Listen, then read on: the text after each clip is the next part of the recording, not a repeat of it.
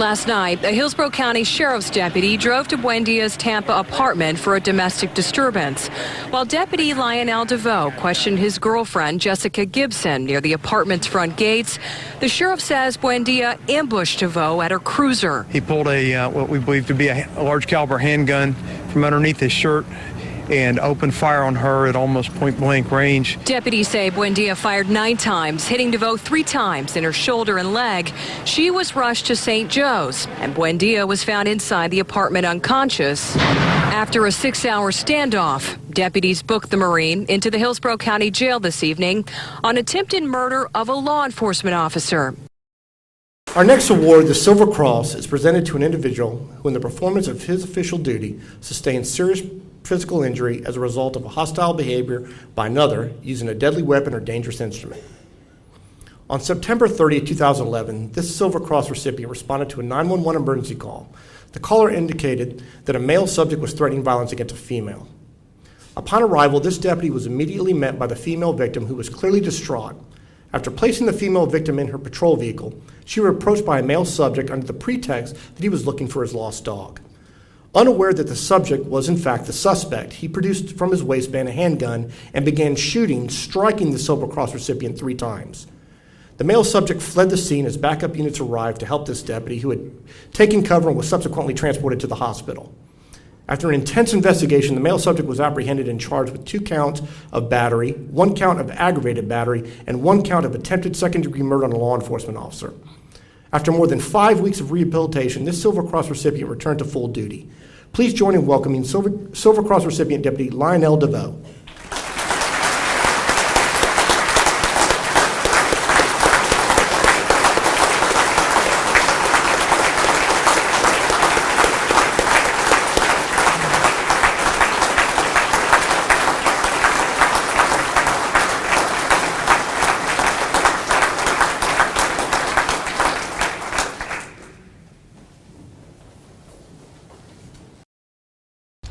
It was just a normal shift. It was a Friday evening, and I went in at about 7 o'clock and responded to several calls in the area, in the neighborhood, just kind of patrolling around, watching traffic since it's Friday night. And I received a dispatch to a 911 open line. They couldn't tell if people were talking or if it was a television. So as I traveled towards the scene, I took my time, and then I received a couple updates that reflected that there was possibly a domestic going on.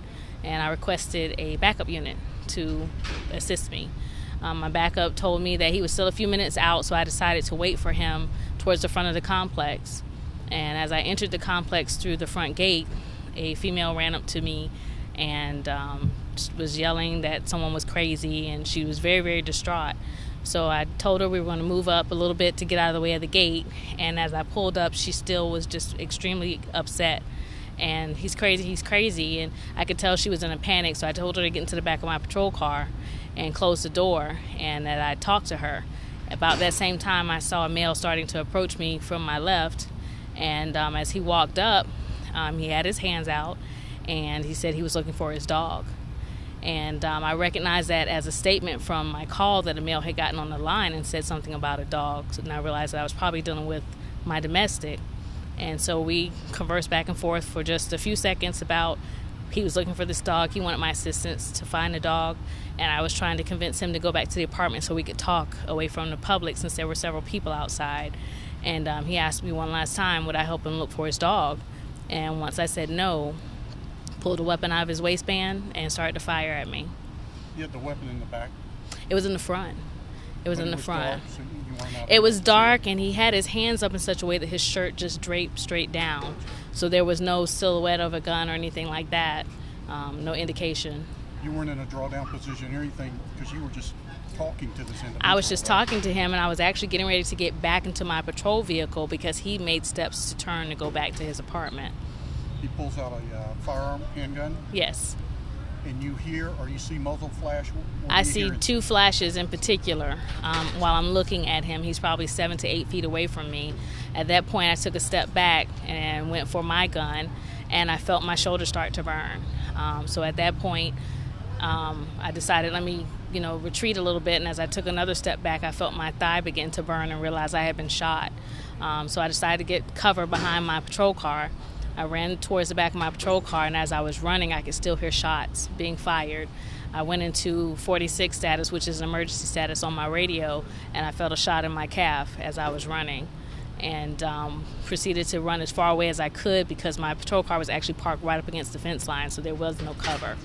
And I just wanted to get distance between myself and him. Most deputies can go through a career of several decades sometimes without A, ever firing their weapon, or B, thank God, ever being shot. What do you recall about that? Was the sound, the muzzle flash, the pain? Kind of walk us through being shot while on duty. I recall each part of it individually at will. If I think about it, I can think about each individual part.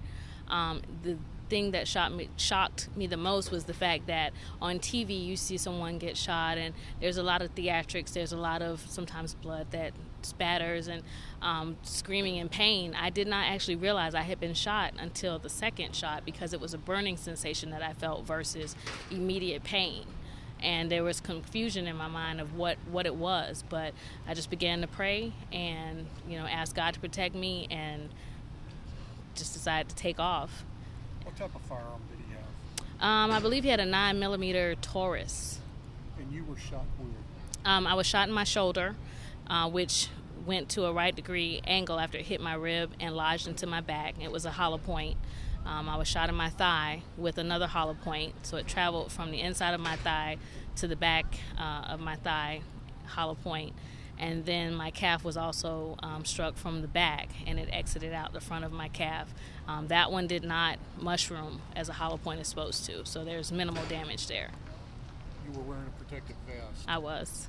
The bullet entries obviously bypassed the vest. Yes, they did. The one that hit me in my shoulder actually went straight into the side of my shoulder through my star on my patch. You recuperated about 5 weeks. Mm-hmm. Obviously got your shoulder back in shape, got your leg back in shape, Yep. got your hip back in shape. Yes, I did. And you came back full duty after that time?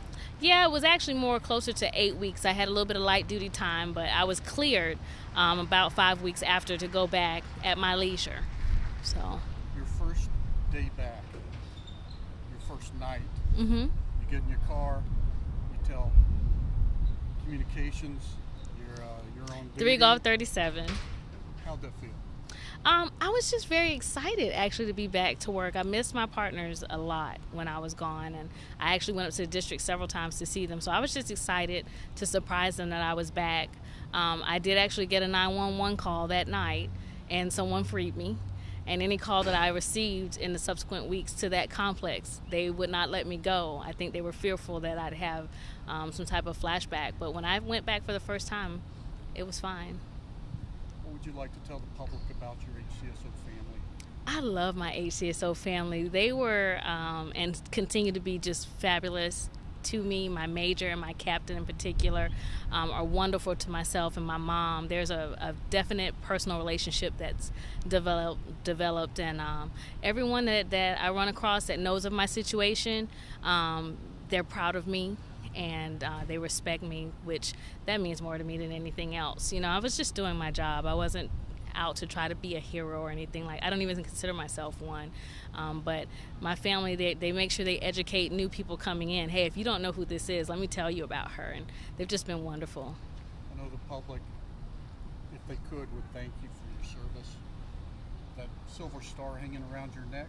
Yeah. You can be proud of that. I That's am. a symbol of what you went through and the courage you showed to this office and to this community. I appreciate it. It was definitely a surprise to find out I was getting it.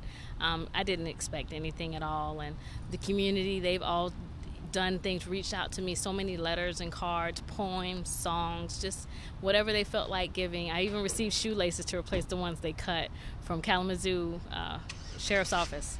So everyone's just been great, and the Sheriff's Office has been wonderful.